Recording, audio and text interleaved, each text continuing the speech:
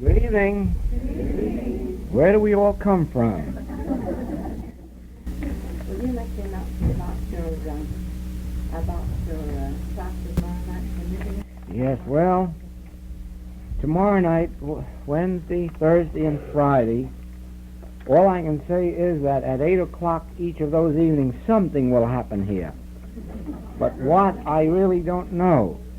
We are supposed to have tapes. To begin with, perhaps you haven't the right idea of what we're doing, because I haven't explained it very well. All of the tape recordings are of lectures and classes actually given, and the tape recordings were made at the time they were given, just like our class and lecture work has been done here. But there have been 6 lectures that were given in Seattle that have had to be done over again because they were somewhat faulty on the tape. And it is those that we've had typewritten and that we are doing over again on tape. I'm explaining that for this reason. When you hear our tapes in the future, don't think that they have just been read off of manuscripts. They haven't been. They have been delivered just like we are talking here tonight, or as we have been this past week at lectures and classes. It is only this 6 that have had to be done over again and read into the machine in order to get better copies. Now, for every hour of tape recording, it takes 6 to 8 hours to type the manuscript. And so we are far behind in getting that done. Well, our secretary has been working every night typing until 1 a.m. And she's working over there tonight again for 1 a.m., hoping to have another one ready for tomorrow night and possibly another one for Friday night. But in any case, we'll be here tomorrow night, Thursday night, Friday night, at 8 o'clock with something on our mind. Whatever it is, we'll accept with grace. And this tonight has been set aside for questions and answers. And the first is, what is the difference, if any, between realization and illumination? In some ways, realization and illumination may be used interchangeably, in the degree that we may be illumined on a certain subject. Realization is usually used in this way, that if we have a problem, we receive a realization of some specific truth regarding that problem. And so, while realization may be used in a general sense, as to say, I have had the realization of truth, it isn't often used that way. It is most frequently used in the sense of, I have had a realization regarding this particular problem, this particular ill, or on this particular truth. But illumination really means an illumination of consciousness on the subject of truth. We are never illumined just on one subject or on one problem. When illumination comes, it comes in the form of an illumination of truth, an illumined consciousness of truth. Now, realization then may be correctly used when we have some problem or other, or are thinking of some particular truth and say, oh, I've had a realization about that, either about the problem, its solution, or the truth. But when we talk of illumination, we will talk of it as the illumination of consciousness, which means illumination in truth, and that would cover the broad subject of truth. There may be degrees of illumination. For instance, Saul of Tarsus had an illumination on the road to Damascus. But he didn't start out on his ministry for 9 years after that. So we may assume that that illumination on the road to Damascus was merely the first of a series, that it was merely the beginning, and that somewhere in the next 9 years that illumination continued to grow and evolve until he had the complete sense that sent him out on his missionary tours. In the same way, I often think of my experience in 1928 as an illumination. It wasn't an illumination in the sense that I gained a consciousness of truth. That's true. It was merely an illumination of consciousness which lifted me above the human sense of existence and enabled me to be doing healing works the very next day. Now, if you had asked me what the truth of being was, or if you had asked me what is truth, I could no more have told it to you after the illumination than before. The only difference in me before and after was that before the illumination, I was just an average businessman indulging the usual business experiences, social drinking, card playing, horse racing, and all the things that belong to an ordinary businessman's human existence. But after the illumination, I never even had a thought in my head about smoke or drink or cards or horses or any of the things that ordinarily had filled my time and thought.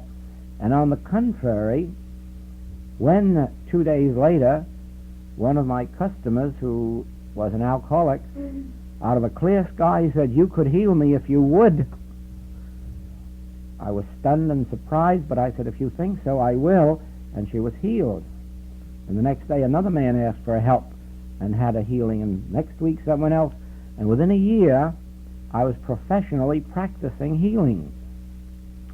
And yet, if you had said, what did the illumination consist of, what was the truth of being, I couldn't have told you anything. Didn't know a thing about it.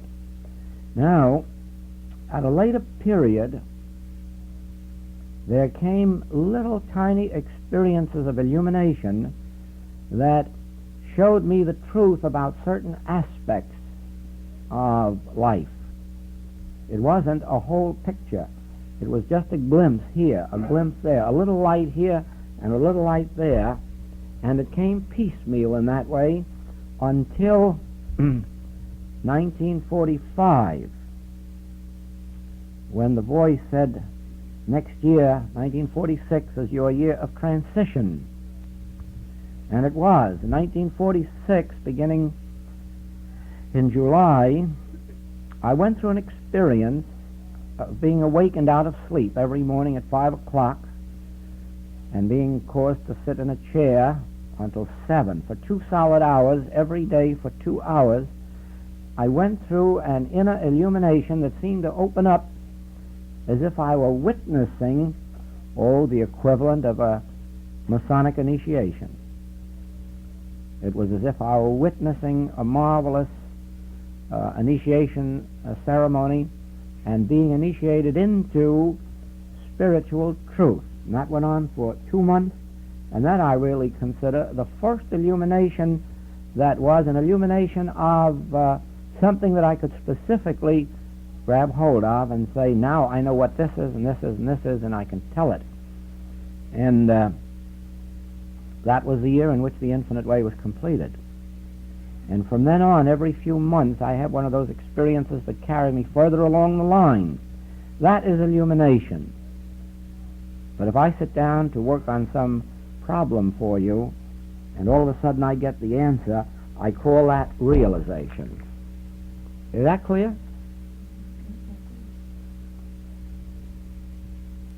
After we have illumination to serve, does one need a college education?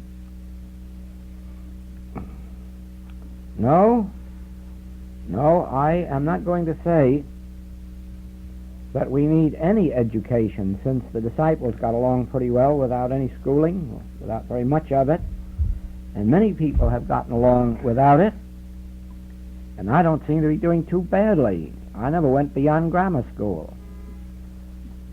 I only had 6 months of business high school. Actually, my diploma from grammar school was as far as my education went. And then I never saw the inside of a schoolroom again until I was 47 years of age, and I was admitted to Harvard to take a course in Indic philology, Sanskrit and Oriental philosophy, so forth, which lasted something over a year.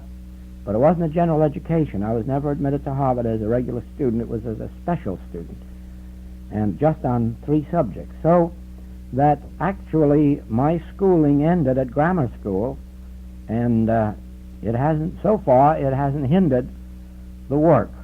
I will admit that sometimes I get in company where they're very disdainful of me because I haven't got a PhD or at least a master's, but it doesn't happen very often. Spiritual intuition has nothing to do with education, and sometimes education can stand in its way. You see, Scripture is a stumbling block unless one is able to discern it through spiritual sense. Scripture and all spiritual writing never could be reasonable. It never could appeal to the reasoning mind. That's why so few real scholars have ever had much faith in the Bible. And you can't blame them. If you read the Bible in its literal sense, it doesn't make sense. You only have to start it and read the first chapter of Genesis and the second chapter of Genesis, and by that time you're through and say, this must be the work of a crazy man.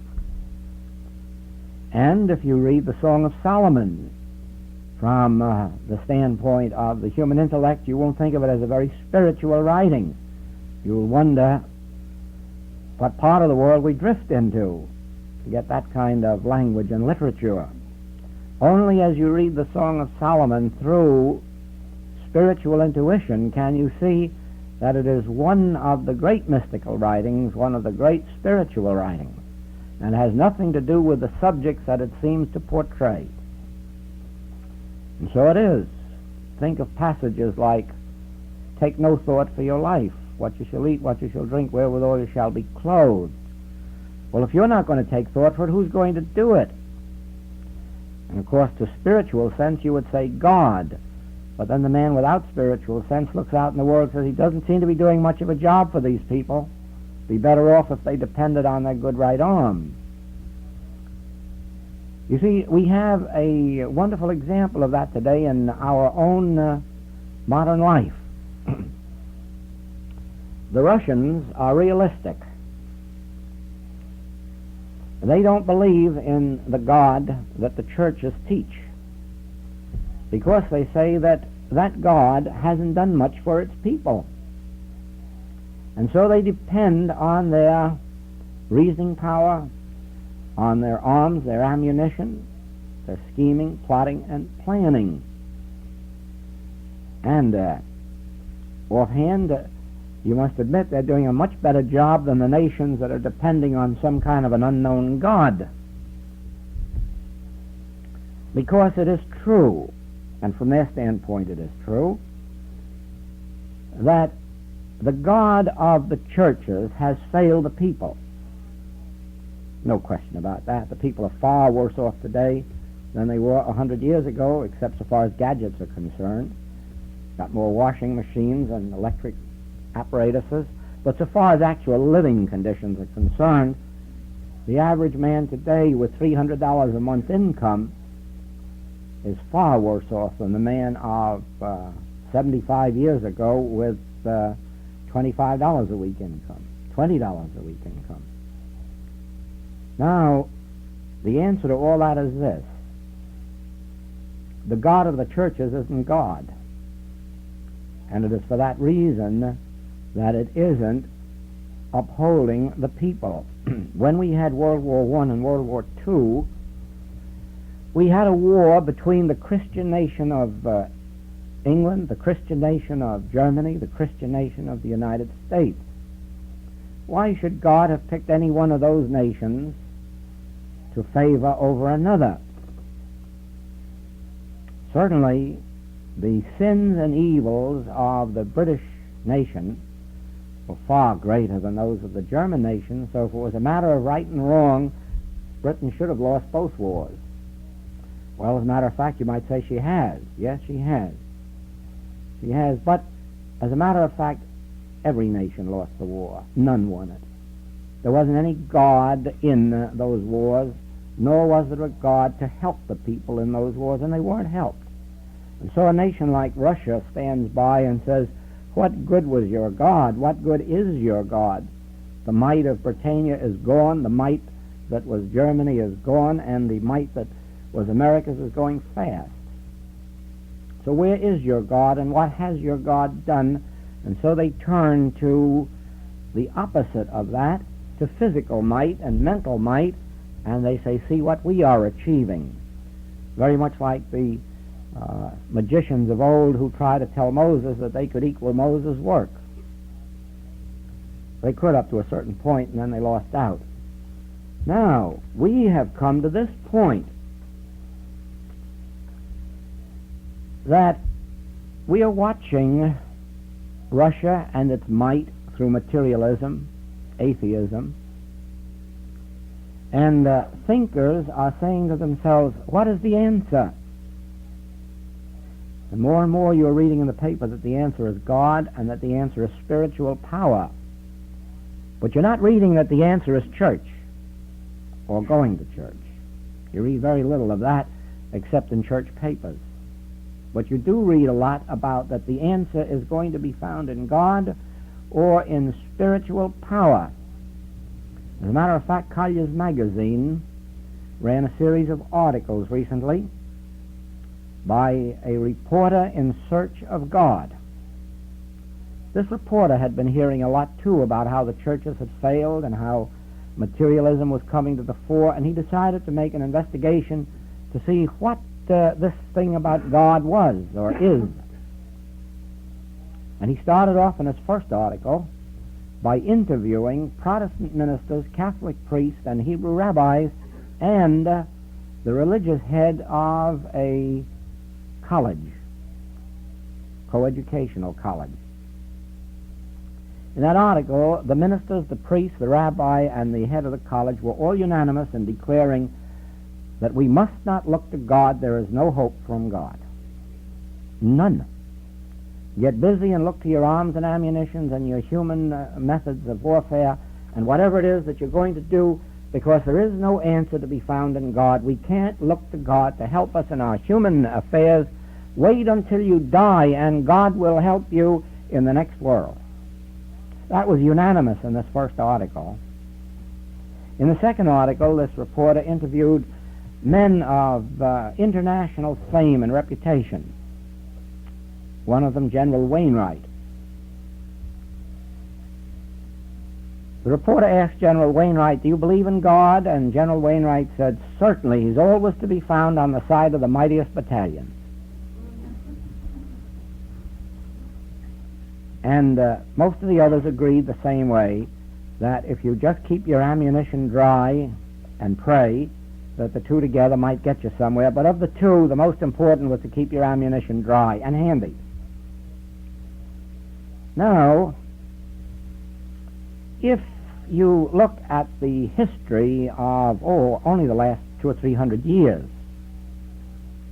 the, call it church history of the world, you will find very much of success in bringing God into the human scene, into our human welfare. I do not mean by that there haven't been individuals in all churches who have not made contact with God, because they have. As far back as history goes, there have been individuals in church and out of church who made their contact with God. Being in or out of a church never stopped an individual from making contact with God if there was something within their own being that brought them to it, as for instance men like Walt Whitman. Walt Whitman certainly knew God and certainly had a God contact from childhood on, but he has very little of a church history. And of course Ralph Waldo Emerson knew God and proved it by leaving the church because the church interfered with the demonstration of God. He was a prominent minister in New England, and he was the fourth minister in his family. That is 4 generations of ministers. And yet he left it because the church was an interference with God. Now then, spiritual illumination has nothing to do with education or how well you know the history of the Bible or the peoples of the Bible or the divisions of the Hebrew races or the succession, the apostolic succession. It has nothing to do with that. It has to do with contacting God, with realizing God, with an inner illumination, and education has nothing to do with that. One of the greatest mystics, even to this day, one of the most widely read, is Jakob Böhm of Germany, a cobbler of no education, and yet a man whose writings are very widely read for their mystical import because of his direct contact with God. So it has always been. Education is not necessarily a barrier if a person can transcend some of that thinking ability, reasoning ability, and get up into the intuitive mind. But lack of education, likewise, is no barrier. The thing that is a barrier to illumination is the very quality that has made the church fail, the intellectual approach to religion, basing it on human reasoning and setting up ceremonies, rites, and creeds as if they had anything to do with one's contact with God, setting out certain rules and regulations of human conduct as if that had anything to do with finding God. Oh no, there have been sinners like Oscar Wilde, I mean sinners in the human sense of the word, and sinners like our friend in San Francisco, what's his name? Love Can Open Prison Doors, Star Daily. That didn't interfere with spiritual illumination. It didn't interfere with their contacting God. The fact that he had never been to school and the fact that he'd never been to church, when the readiness came, God came, and the illumination has been constant with him. No, it isn't that education is necessary, but here is what is necessary.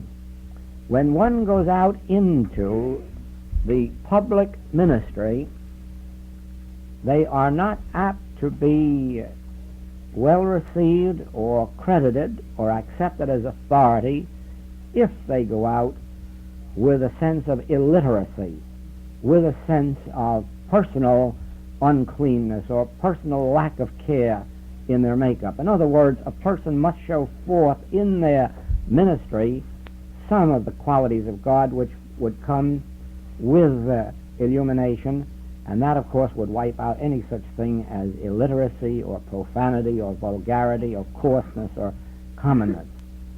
As you well know, those are things that have nothing to do with education. It is true that education sometimes wipes those out of a person who ordinarily would have them, but actually it is possible to be a very well accepted human without a great degree of education. Yes, the power within prepares the place for us, and not only that, but it wipes out some of these signs of lack of education, lack of culture, lack of refinement, and so forth. How would a truly illumined soul die? Would they make an ascension? Well, it depends what you mean by ascension. If you mean would they not leave a body behind them?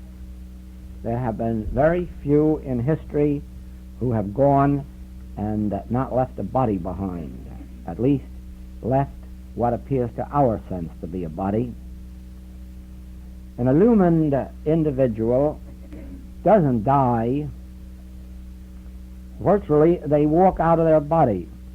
They come to a place where they decide that I've gone far enough in this experience and I'm ready for the next. If you remember the experience of Buddha, he just called his disciples in one afternoon and said, I'm leaving you tonight.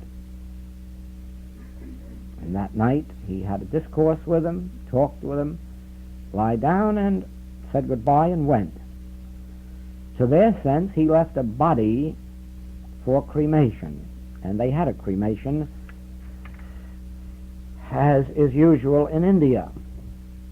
In the same way, Brown Landone in Florida, he was 97 years and 9 months of age, and he was in the prime of health. He was in perfect health. He was in as fine a health as any of us here, and in appearance he was as young. As a matter of fact, many times he was taken for my younger brother.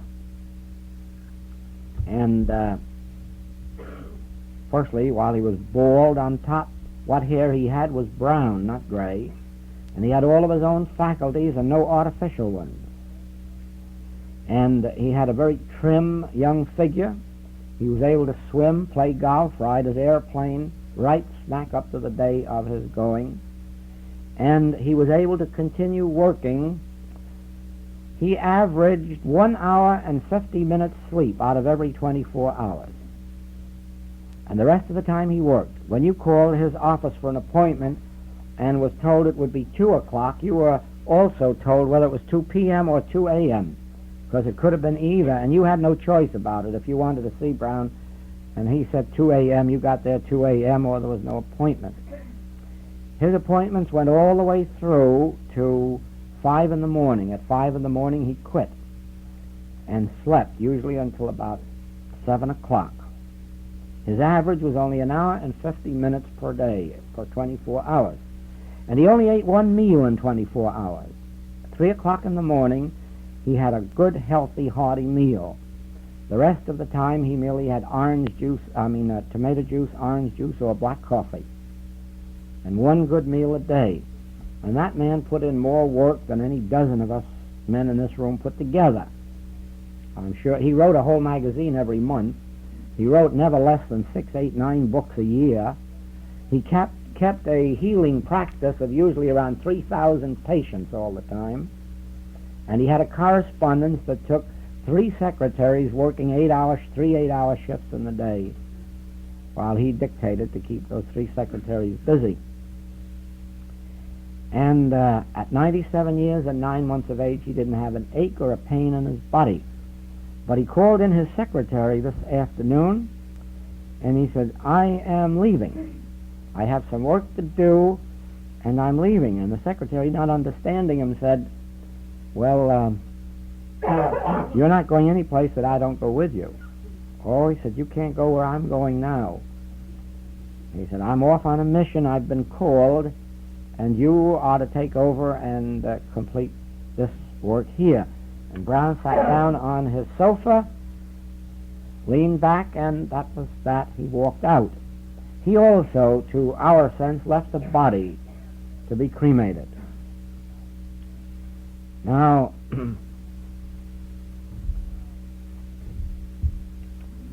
we had a man, Bicknell Young, yes, it was Bicknell Young, who was 99 years of age, Christian Science practitioner, teacher, lecturer. At 99 years of age, he was called back to Boston to teach the Metaphysical College. To begin with, he's the only man in the history of the Christian Science movement that ever taught it 3 times. Teaching the Christian Science Metaphysical College is about the highest honor and place there is, because it means teaching the next 3 years' teachers. And at 99 years of age, he was called to that important work. And it was some months after that, he went on a lecture tour after that, doing one-night stands, as these lecturers do. And one day he was sitting at the desk, dictating to his secretary, perfect health. He looked at her and he said, "Oh, if I could only tell you of this beautiful scene that I'm witnessing. This is really it." And he went to sleep, and that was the end of Bicknell Young, so far as the earth plane was concerned. And to our sense, he also left the body for cremation. Now, this is the answer of how an illumined soul leaves. Either they decide when it's time to go, and they go. Jesus said, "I can lay down my life or pick it up." Or they come to a point where they are called, and they obey the call, and they go. That's the way an illumined soul goes. Now then, As for the second part, whether or not they leave a body, I will have to answer you truthfully. No, they don't. And the fact that their students and disciples have seen a body doesn't change the answer at all. They never left the body. And I'm going to tell you something further. Nobody in the history of the world has ever left the body here for burial or for cremation. There is no such thing in the history of the world as a body left behind by anybody for burial or for cremation. That which we see at the funeral is our concept of our friend or relative. It is not their body. That is the image of them that we are carrying around. I could put it this way and say, you think you see me up here, and you don't. You don't see me at all. You don't know what I look like. The only way you could ever know what I look like is if you were in treatment or in meditation and caught a spiritual glimpse of me, you'd know what I'm like.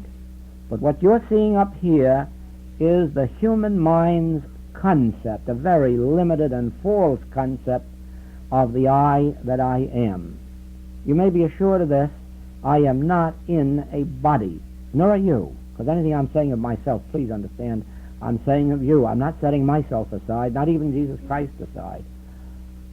God is no respecter of persons. Anything's true of one is true of all. We are not in these bodies. We have done this. Perhaps it'd be well if we do it here. Because, after all, this little experiment is partly responsible for our whole infinite way demonstration. I'm going to ask you to follow me in this. Will you look down at your feet? And will you ask yourself this question? Is that me down there, or are those feet mine? Is that me down there, or are they mine? And now travel up to the knees and ask yourself, is that me down there, or is that mine? And now go on up to the waist and ask yourself, is that me, or is that mine? And keep right on up to the neck and find out whether that is me there, or whether that is mine. And go right up to the top of the head, to the topmost hair of your head, and ask yourself, is that me, or is that mine? And what is the answer? Is it me at any point of that body? Could you find yourself in that body? No, of course not. That's all mine. That's all yours. There isn't a single place between your toenails and the topmost hair of your head where you could find yourself, because you are not there, and you never were there, and you never will be there. Never. This is just as much of a vehicle as your automobile. And just as you are never in your automobile, you occupy your automobile, but you're not in an automobile, neither are you in this body. And you can search this body and do this experiment from head to foot, and do it over and over and over again, and go to surgical colleges and ask them if they ever found John Jones in a body, or Mary Smith, and I'm sure they'll tell you they've never found anybody in a body. They never will, because there isn't anybody in a body, and there never was. No, you are invisible because you are consciousness. You are life eternal. You are soul. You are spirit. You are the way, the truth, and the life. You are life eternal. You are soul. You are the resurrection. You are the power itself. You are infinite being. You are God made manifest. You can't confine God in a skull bone. You can't confine God in a human body. You can't even confine Christ in a human body. And Jesus told you that if you destroyed this temple, he didn't say if you destroy me. He knew you couldn't destroy me. If you destroy this temple, I will raise it up again. He didn't say I will be raised up. I will raise this temple if you destroy it. This I isn't in a temple. This I isn't the temple, and the temple isn't I. But if you destroy this temple, I will raise it up. That's why a practitioner can heal you, or me, because no matter what happens to your temple, the right spiritual awareness on the part of the practitioner will restore it. And don't ever doubt for a moment that there have been practitioners in our age who have even restored those who have passed on. It has been done just as it was done in the days of Jesus. It has been done in modern days, probably not to the extent that it was formerly done, not to the extent that we should be doing it, but it has been done. Why? Because the consciousness of an individual is God. It isn't man, it isn't body, it isn't limitation, it isn't finiteness.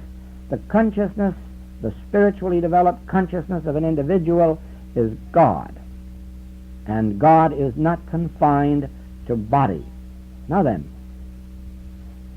is God, spirit, soul, walking around using a material body? No. No. This temple of the living God is spiritual. This body is spiritual. And the only thing about this body that is material is our concept of it. The body itself is spiritual. The concept we entertain of it is material, just as if you were to entertain the belief that that ring is silver. There wouldn't make anything silver about the ring at all. It's platinum. And the only silver about it would be the false concept of it that you entertain. And so it is, this body is the temple of the Holy Ghost. This body is the temple of God. This body is infinite, immortal, and eternal. But we have accepted the world's concept of it, and we call it material. And as long as we entertain that concept of it, we will bury our concept. We'll never bury our body. We will bury our concept. And so, as long as you think this is me up here, it is possible that you will accept the belief that you can bury me, or even if you accept the belief that this is my body that you're seeing, you may accept the belief that you are watching it be buried.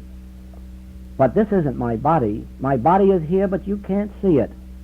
You are right now entertaining your concept of body, the concept of body. I think that's why some of us say this girl is beautiful and another one say this girl is beautiful. I don't see how you can say that one is beautiful. I don't think we're seeing the beauty of the girl. We're seeing our concept of beauty. And because if the girl were beautiful, everyone would agree on it. The girl isn't beautiful. It's our concept that's either beautiful or not beautiful. No, let us understand this now. The principle of life is this, that God is the causative principle. Do you believe that God made something to decay, to rot, to fall away, to be diseased? No, God never did that. All of that goes on in our false concept of existence. And so, even though Jesus was buried in the tomb, and everyone agrees on that, they were all there at the funeral, very happy, too, to be there and watch that burial. I'll bet it gave them a great source of satisfaction to say that fellow's out of the way now, and we've watched him be put away, and we've put that stone there so that he can't get through. Oh, there must have been a great deal of satisfaction about that. And you know as well as I do that they were agreed that he was dead and that he was buried. They saw it. You can't have better proof than that, can you? The only trouble with it was that he was seen walking the earth after the burial. And now we come to a question of theology. How about the thousands of people that saw the death and the burial of Jesus and saw him sealed into the tomb? Will we take their word, the thousands of people, or will we take the word of 500 people who saw him walk the earth after the funeral? That's a very serious question, because there were many more who saw him dead and buried than ever saw him walk the earth after the resurrection. Will we believe the thousands or the few hundred? Well, it all depends on which way you look at it. If you're satisfied to take the opinion of human sight, then Jesus was not resurrected, and he's still in that tomb, or what's left of him. If you take the word of people who through their development were known to have been spiritual in their approach to life, people who caught the vision of that which cannot be seen, then you would say, I'd rather take the word of one of them than of 10,000 of the others. So it is with us. If you take the word of the undertakers, then bodies have been left for burial and for cremation. And those bodies don't come to earth anymore. But if you take the word of the few who have sometimes attended funerals and seen the very individual being buried actually standing up there laughing at the whole performance, if you want to take the word of that one as against the hundreds of others who are witnessing the funeral, then you would have been one of that 500 that witnessed the resurrection, because that is the truth of being. The truth of being is this. In spiritual illumination, you are able to see those whom human sense has died and been buried. Again, some of you, I'm sure, have had the experience, and I can tell you that I have.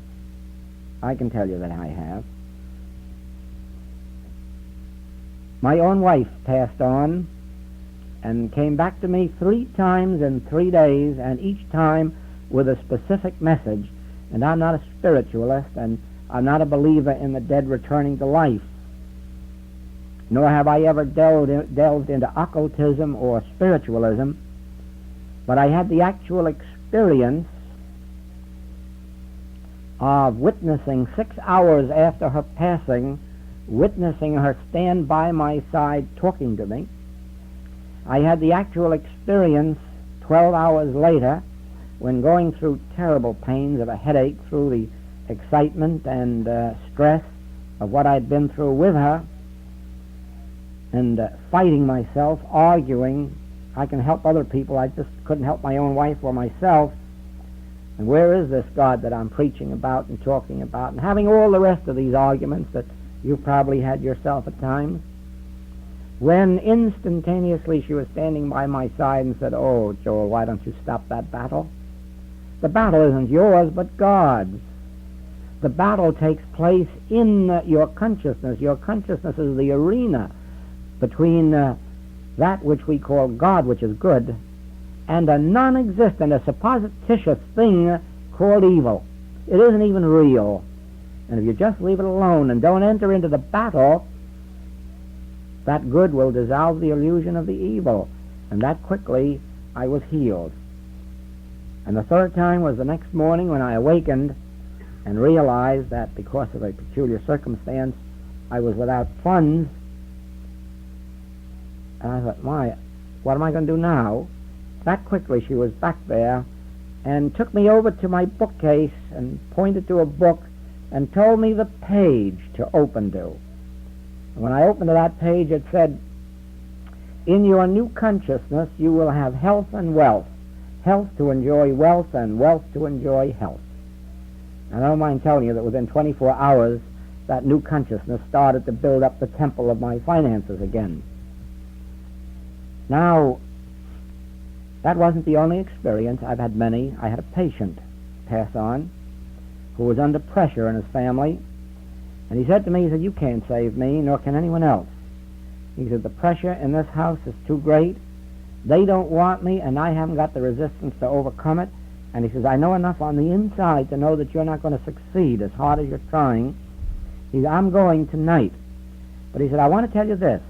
I've already had the assurance of immortality, not only of my soul, but of my body." And he said, "I want you to be on the lookout for me for 3 days. Because," he said, "I'm going to appear to you to show you that this is true."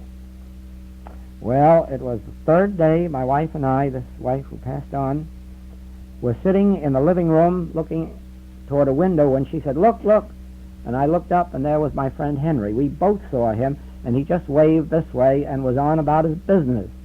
Strangely enough, he was wearing the same suit of clothes I'd last seen him in. This isn't imagination. Take my word for it that I have been 23 years in this healing work, and I've seen enough people healed of one disease or another, one condition or another, to know that there's nothing dreamlike about this work. It's actual and it's practical. I've seen people raised from sickness just as I was raised from death twice.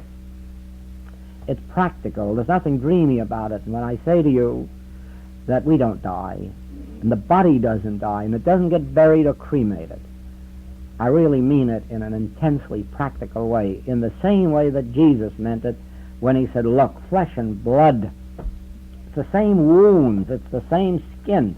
Don't you see it's the same body? Why, I'll even eat and drink with you to prove to you that it's the same body that was crucified. They don't bury bodies or cremate them. They walk the earth again. Only they're invisible to material sense, but they're not invisible to spiritual sense. Now, never think that you are going to be a healer if you judge by material sense. If you're going to judge materially, then your friend, relative, or patient has a sick material body and there isn't anything you can do about it. It is only through spiritual sense that you can look at that appearance of disease, that body, and still see the body of God in its complete integrity, in its complete spiritual nature, and thus bring out healing. And so it is with this other. Never think that with the human eyes you're going to see the bodies of those who have passed on. You're going to have to develop the same spiritual sense that enables you to be a healer. And if you develop that, you will witness those who have, to our sense of things, passed on. That's how an illumined soul dies. That's how everybody else dies, too. Only they don't know it. The unillumined get kicked out of their sense of life by sin and disease, and the illumined walk out. Would an illumined soul free from disease have an accident like a train wreck and so forth, or would they cause accidentally someone else to get hurt? Well, they wouldn't cause it, but it might happen to them if that was the way of bringing to them the realization that it was their time to go further. If they were clinging too hard to the material sense of existence, they might have, but I don't think that it has happened too often. There is, of course, a mistaken idea as to what constitutes an illumined soul. We have had in the religious world, last year we had one of those credited with being the most illumined souls on earth in this age, Sri Maharshi. He passed on with a very, very painful disease. Doesn't seem to have been any reason for it, but it may have been due to his false concept of truth, which they, of course, entertain in the Orient. I don't know. Before that, Ramakrishna and Vivekananda passed on with very dangerous and painful diseases. The question is always been how much illumination did they have, or how much were they fooled by the Oriental teaching that there is a spirit which inhabits a material body. Now, both of those men had illumination to some degree, but they were both victims of the belief that they themselves were spiritual, but that they inhabited a material body. That is the Oriental teaching, and it's one of those that wrecks pretty nearly all Orientals, and certainly it has wrecked India, China, Burma, Siam, and all those countries that cling to the belief that we are a spirit inhabiting a material universe, and the faster we get rid of it, the better off we'll be. They get rid of it pretty fast. The longevity in India is 29 years. They get rid of it pretty fast. My friends seem to think it a crime for me to want to see my business prosper and make money. No, there's no crime in the business prospering and making money. Heavens, no. The crime is in the way the money's made. If money is made in a legitimate business conducted in a sense of love, integrity, fairness, justice, honesty, mercy, why shouldn't it prosper? Of course it should. And of course, the more the business would be in tune with spiritual law, the more it would prosper. There again comes that Oriental belief of asceticism, and it creeps into our belief sometimes. Well, I guess the church.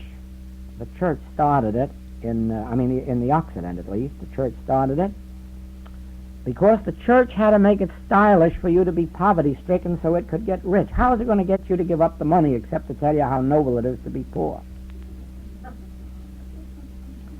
And never doubt for a minute that was its purpose, and that is its purpose. No other purpose. If anyone at all tells you there's any virtue in poverty, ask them why the Master fed the thousands that he fed. Why not let him starve if there's so much virtue in poverty and starvation? Why did he multiply loaves and fishes to feed them? Why did he say that the Father knoweth that we have need of food and clothing and raiment and housing if we are supposed to be poverty-stricken? Oh, no. No, the church has got to find some way to get the average individual to give up. And that's the best way to show you the virtues of poverty. Then you can be virtuous, really virtuous. Just give it all to the church. But remember this, never does a church say that there is any virtue in their being in poverty. Oh no. $21 million to build this church, $14 million to build that church, $65 million in the Christian Science Church in Boston, how many hundreds of millions in the Roman Catholic. There's no poverty, and there's no virtue in the church being poverty-stricken. Only you and me. That's all. Oh, not the priests, and not the cardinals, and not the bishops. They are not poverty-stricken. If you've seen the mansions they live in, you'll know that it's true, that they are not poverty-stricken. No virtue for them. Just for us. And they help us. They help us to get virtuous because they'll take our money from us if we let them. They impart virtue to us in strange ways. No, there is no virtue in poverty, but neither is there any virtue in making money for money's sake. Neither is there any virtue in getting rich for the sake of being rich. Oh, no, that's just the opposite end of the stick. The virtue lies in living the life of the golden rule. The virtue lies in conducting a business that stands for service, integrity, value. And then, if that business brings in wealth, and that wealth is put to good purposes, there is your virtue. I think it's much more a virtue for Mr. Letourneau to hand over $16 million a year to educational institutions throughout the United States and youth institutions than it would be for him to walk around poverty-stricken. Oh, I think there's much more virtue in his handing out that $16 million every year from his business.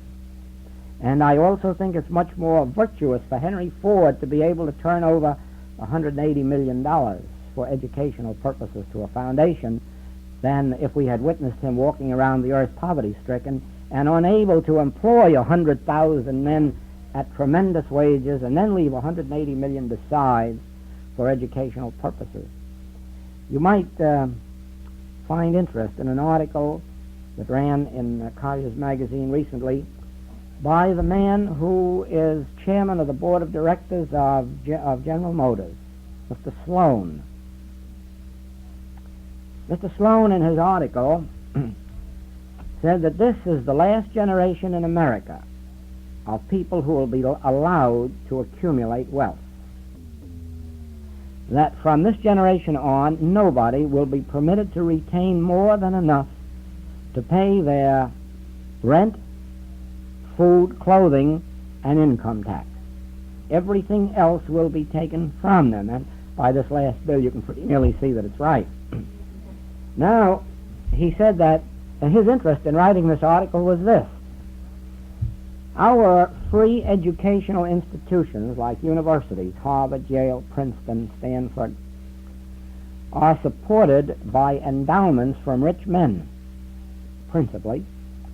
Boys graduate from these universities, go out into the world and make good, or inherit money, and eventually give or leave large sums of money to these institutions, and these institutions carry on their educational work. Now, says Mr. Sloan, that is no longer possible. There are no men in America today anymore who are able to contribute anything to these universities. Because every man with an income that large is being taxed the full amount of his income above his actual living expenses. So our answer is always, there is no virtue in poverty, and there is no virtue in riches. If there is any virtue, it is in our mode of life, and our mode of life should produce from us and will, if it's along Christian lines, if it's along the lines of service, integrity, and so forth, it will produce not only all that we need, but an abundance that is called wealth.